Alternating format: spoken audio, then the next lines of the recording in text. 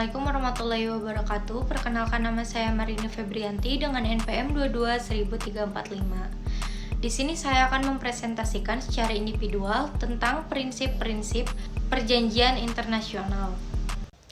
Jadi, prinsip-prinsip perjanjian internasional adalah panduan etika dan hukum yang menjadi dasar bagi negara-negara yang terlibat dalam perjanjian internasional.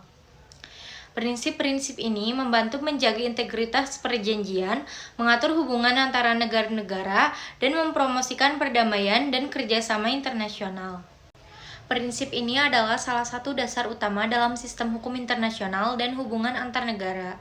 Ada juga beberapa aspek prinsip kedaulatan negara, yaitu meliputi 1. Otoritas di wilayah sendiri, 2. Kedaulatan politik, 3. Kedaulatan ekonomi, 4. Kedaulatan budaya, 5. Kedaulatan hukum, 6. Kedaulatan militer, dan yang terakhir kedaulatan teritorial. Selanjutnya, contoh perjanjian mencerminkan kedaulatan. Ada banyak contoh perjanjian internasional yang mencerminkan prinsip kedaulatan negara. Perjanjian ini biasanya berkaitan dengan isu-isu tertentu yang memerlukan kerjasama antara negara-negara sambil tetap menghormati kedaulatan masing-masing negara. Yang pertama, ada Piagam Perserikatan Bangsa-Bangsa atau yang disebut dengan PBB. Yang kedua, perjanjian dagang bilateral. Yang ketiga, perjanjian keamanan. Yang keempat, perjanjian hak asasi manusia. Yang kelima, perjanjian lingkungan internasional. Yang keenam, perjanjian perdagangan bebas. Dan yang terakhir, perjanjian perdamaian. Selanjutnya, prinsip persetujuan bebas. Prinsip persetujuan bebas adalah salah satu prinsip mendasar dalam hukum perjanjian internasional. Prinsip ini menekankan bahwa negara-negara yang terlibat dalam perjanjian internasional harus menandatangani, meratifikasi, atau bergabung dengan perjanjian tersebut secara sukarela dan tanpa paksaan. Selanjutnya, ada beberapa contoh perjanjian yang mencerminkan prinsip-prinsip persetujuan bebas. Yang pertama, Piagam Perserikatan Bangsa-Bangsa. Yang kedua, Perjanjian Paris tentang perubahan iklim. Yang ketiga, Perjanjian Pelarangan Uji Nuklir. Yang keempat, Perjanjian Hukum Laut. Yang kelima, Perjanjian Dagang Internasional. Yang keenam, Perjanjian Keamanan. Yang ketujuh, Perjanjian Kedamaian dan Pembagian Wilayah. Prinsip ini menegaskan pentingnya kemerdekaan dan kedaulatan negara-negara dalam menentukan tindakan mereka dalam kerangka hukum internasional. Selanjutnya, prinsip Pacta Sunt Servanda. Prinsip Pacta Sunt Servanda adalah salah satu dasar utama dalam perjanjian internasional dan merupakan elemen penting dalam menjaga keteraturan hukum internasional. Beberapa poin penting terkait dengan prinsip Pacta Sunt Servanda yaitu: yang pertama, kepatuhan yang wajib. Prinsip ini menunjukkan bahwa pihak yang terlibat dalam perjanjian internasional memiliki kewajiban, moral, dan hukum untuk mematuhi perjanjian tersebut. 2. Keamanan dan kepercayaan. Prinsip ini memberikan stabilitas dan kepastian dalam hubungan internasional. Yang ketiga, pengikatan hukum. Prinsip ini menciptakan kewajiban hukum bagi pihak-pihak yang terlibat dalam perjanjian. Yang keempat, pengecualian khusus. Terdapat beberapa pengecualian dalam hukum internasional di mana negara dapat diberikan izin untuk tidak mematuhi perjanjian dalam keadaan tertentu. Yang kelima, keharusan negosiasi. Jika terjadi perselisihan antara pihak-pihak yang terlibat, prinsip Pacta Sunt Servanda mendorong mereka untuk mencari solusi melalui negosiasi dan tidak secara sepihak mengakhiri perjanjian atau membatalkan kewajiban-kewajiban yang ada. Contoh kasus prinsip Pacta Sunt Servanda.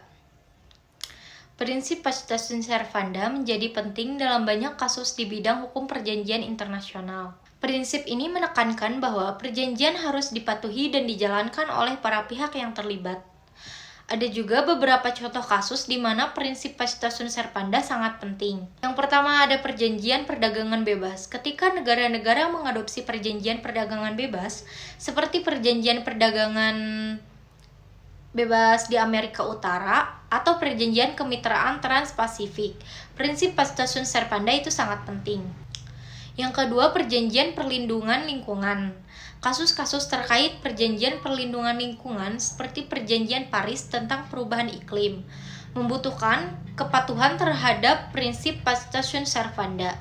Yang ketiga, perjanjian hukum laut. Perjanjian hukum laut PBB mengatur hak dan kewajiban negara-negara di wilayah laut. Dan yang keempat, perlindungan hak asasi manusia. Perjanjian hak asasi manusia seperti Konvensi Hak-Hak Sipil dan Politik PBB menetapkan standar hak asasi manusia internasional. Yang kelima, perdamaian dan konflik bersenjata. Kasus perjanjian perdamaian yang mengakhiri konflik bersenjata seperti perjanjian Dayak di Bosnia dan Herzegovina menegaskan pentingnya prinsip Pacta Sunt Servanda dalam menjaga stabilitas dan perdamaian pasca konflik. Yang keenam, perjanjian dagang bilateral. Dalam hubungan dagang antara dua negara, perjanjian dagang bilateral mencerminkan prinsip Pacta Sunt Servanda. Yang ketujuh, kesepakatan investasi asing. Perjanjian investasi asing yang melibatkan investasi asing di suatu negara memerlukan prinsip Pacta Sunt Servanda untuk melindungi hak investor asing dan hak negara tuan rumah. Prinsip kesetaraan negara dalam perjanjian internasional. Prinsip kesetaraan negara adalah dasar penting dalam menjaga hubungan yang adil dan seimbang antara negara-negara di dunia internasional. Hal ini mencerminkan prinsip-prinsip dasar dalam Piagam PBB dan banyak perjanjian internasional lainnya yang mengatur hubungan antara negara-negara. Pentingnya kesetaraan negara dalam perjanjian internasional. Contoh kasusnya misalkan kesepakatan perlindungan lingkungan. Imajinasi sebuah perjanjian internasional yang bertujuan untuk mengatasi perubahan iklim global.